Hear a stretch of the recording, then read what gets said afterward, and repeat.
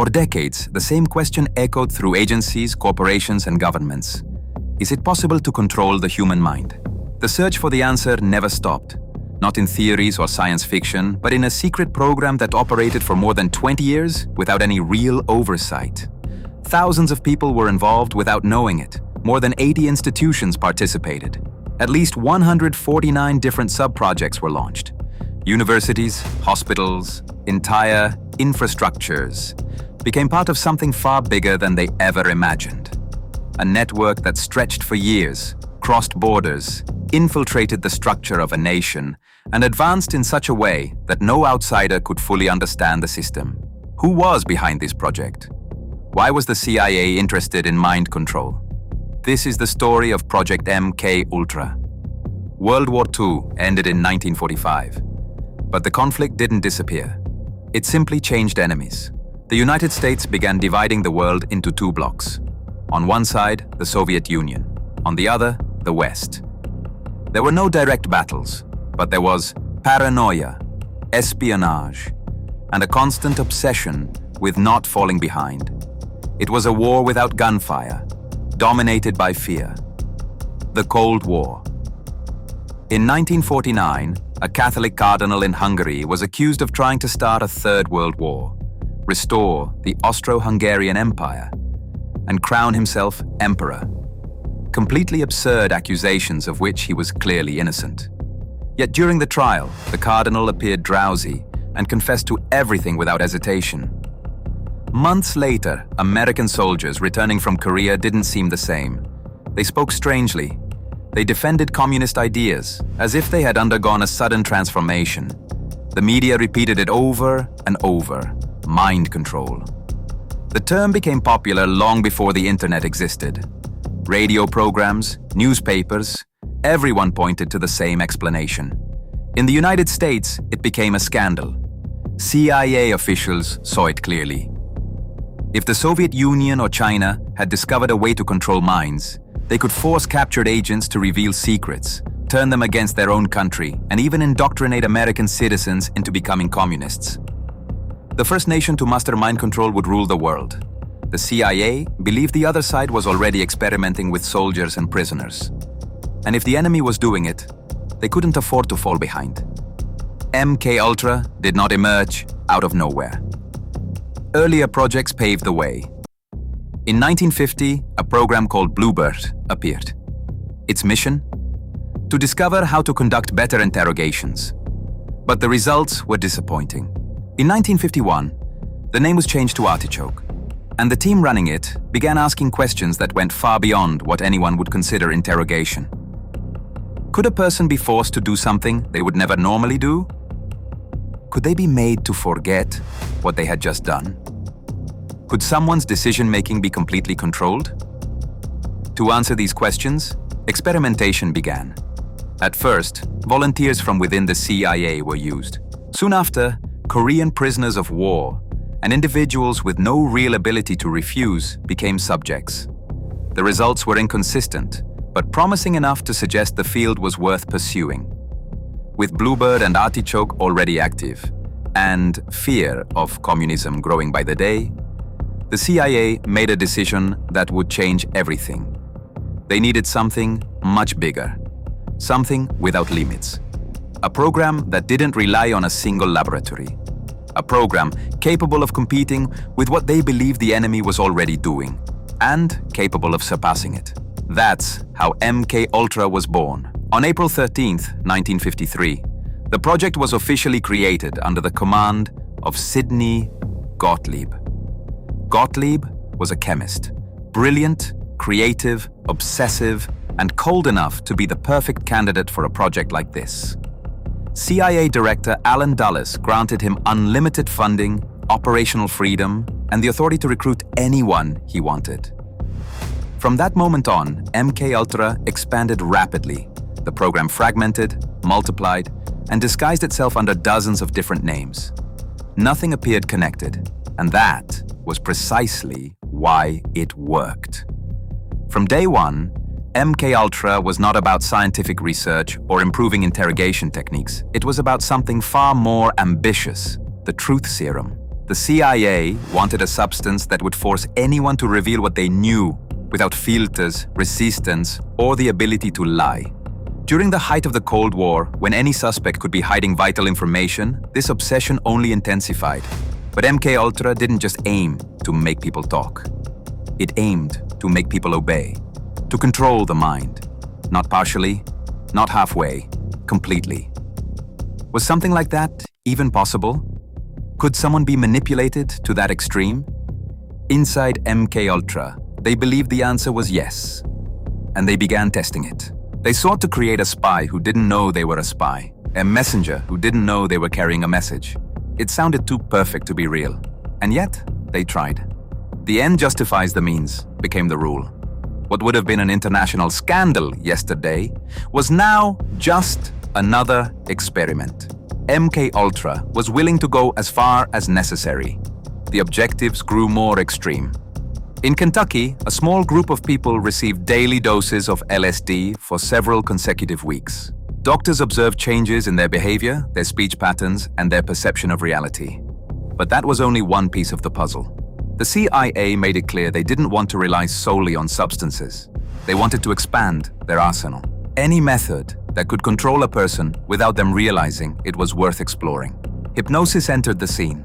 Throughout the 1950s, specialists worked with the agency to test how far it could go. They tried to make subjects accept orders they would never follow while conscious. More disturbing still, they tested whether, once awake, those individuals could carry out the implanted order without remembering it had ever been given. The results weren't always stable, but some experiments showed that certain participants became extremely suggestible. If anything proved this project had no limits, it was what came next.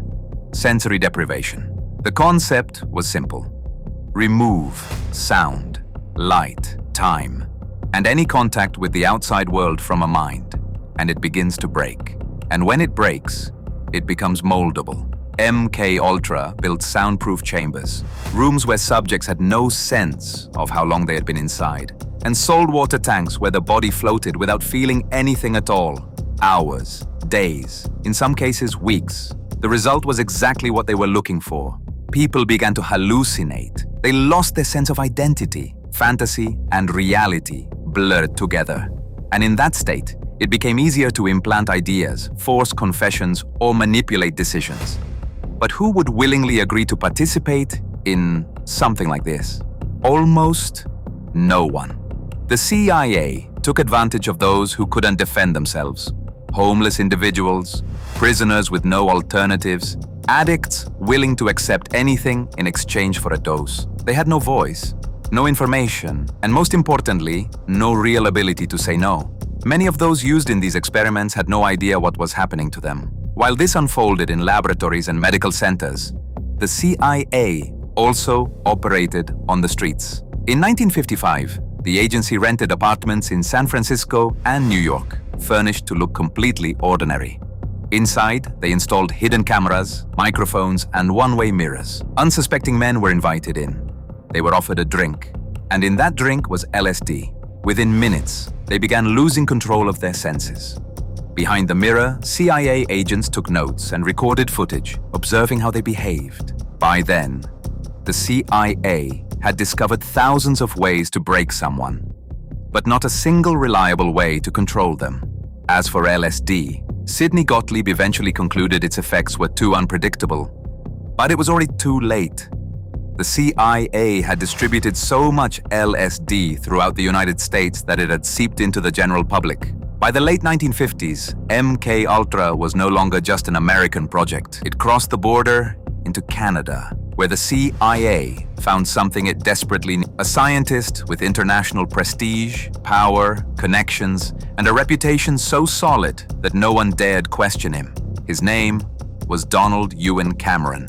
Cameron was one of the most influential psychiatrists in the world. He directed the Allen Memorial Institute, affiliated with McGill University in Montreal. He was respected, his word was treated as truth, and that made him the perfect candidate to conduct experiments that would have been far more difficult to conceal in the United States. The CIA began secretly funding him. Between 1957 and 1964, Cameron received nearly $69,000. equivalent to roughly $770,000 today, to conduct research he believed was funded by a medical foundation. Cameron developed what he described as a revolutionary idea: psychic driving, erasing a person's identity. He began experimenting on patients. First, he attracted them with promises of advanced treatments for anxiety, depression, stress, or mild phobias. People seeking help, people who trusted him. They had no idea what awaited them. Cameron kept patients sedated for weeks at a time, while exposing them to recorded phrases repeated thousands of times per day, designed to reshape their thinking. The impact was so profound that some victims spent decades trying to reconstruct who they had been before entering the Allen Memorial Institute. Many never succeeded. Most disturbing of all, no one stopped him.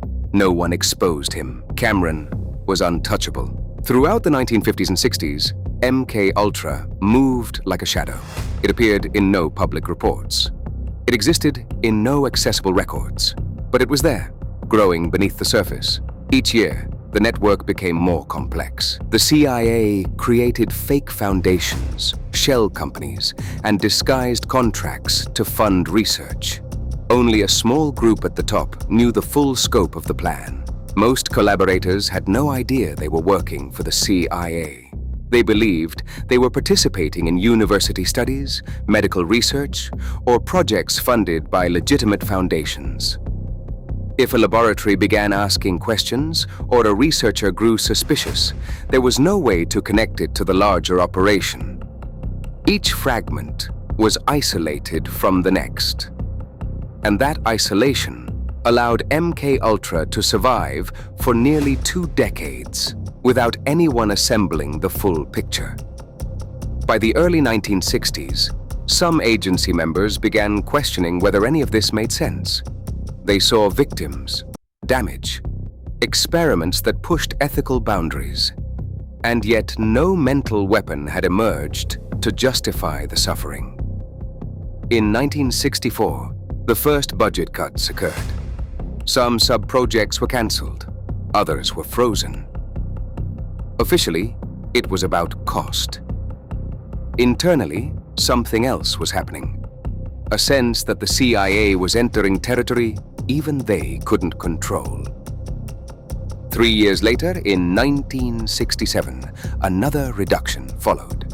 And then, between 1972 and 1973, the final blow came. MK Ultra was officially terminated, but records still existed, notes, even recordings. If anyone saw them, they would understand exactly what the agency had been doing for 20 years. So in 1973, CIA Director Richard Helms ordered the destruction of all MK Ultra-related files. Everything. Boxes of documents, contracts, photographs, videotapes, audio recordings vanished. The goal was simple: erase the history before anyone could uncover it. To the public, MK Ultra did not exist. There was no official trace, no confirming documents. For a while, it seemed the secret had evaporated, that the project died with its files, that no one would ever know what had happened. But inside the CIA, the secret remained alive, in the memories of those who participated, in personal notebooks some never surrendered, in regrets that began to surface. Something that large cannot be buried forever. It was only a matter of time before the secret resurfaced. December 1974. The country woke up to a headline that changed everything. The New York Times published an explosive report claiming the CIA had conducted illegal operations inside the United States. The article spoke of experiments on unsuspecting citizens, secret tests carried out during the 1960s. It sounded too serious to be true, yet too specific to be fabricated. The article didn't yet mention MK Ultra by name, but it introduced a phrase that changed everything: mind control programs. From that moment on, the question was no longer whether it was true, but how far it had gone. Public outrage grew quickly. Citizens demanded answers. Journalists applied pressure. The media covered it relentlessly. Within weeks, Congress could no longer ignore it. In 1975, two major official investigations were launched: the Church Committee in the Senate and the Rockefeller Commission. Both promised the same thing: to uncover what the CIA had been doing behind the country's back. When testimony began, the silence ended. Former CIA agents sat before the Senate and spoke. In 1981, Ronald Reagan strengthened them further, legally reinforcing a principle that had never before been so clearly stated. First, do no harm. A principle that should have been basic from the beginning, but only appeared after the country had seen the worst. As reforms advanced in Washington, the CIA attempted internal restructuring.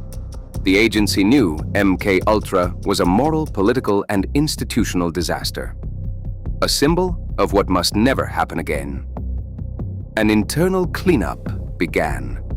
Several officials linked to the project quietly left their positions. Some retired early. Others were reassigned discreetly. Politically, the country understood reforms were not enough. Apologies were required. In the following years, the government issued official statements apologizing to many victims. It acknowledged abuse. It acknowledged serious mistakes. But there were no criminal convictions. No one stood trial. The destruction of documents made it nearly impossible to trace responsibility. No signatures, no direct orders, no clear proof of who did what. MK-Ultra was so fragmented, so layered in secrecy, that connecting a specific crime to a specific person became nearly impossible. But for those who suffered, the damage was real. Some cases advanced far enough to be resolved through out-of-court settlements. Money in exchange for silence. Most lawsuits collapsed, meant passage of time. Others failed, because the documents that could have confirmed victims' experiences were destroyed in 1973. While American victims faced a documentary void in Canada, after years of pressure, the government agreed to compensate 127 victims, approximately 100,000 Canadian dollars each. In the end, MK-Ultra did not conclude with a trial or a full truth. It ended in silence. We know it existed, we know it was real, but we also know the full story will never be told. The problem is not only what was done, the problem is that it could be done. And if something like this happened for more than 20 years without anyone knowing, how many other things do we believe are impossible simply because they have not yet come to light?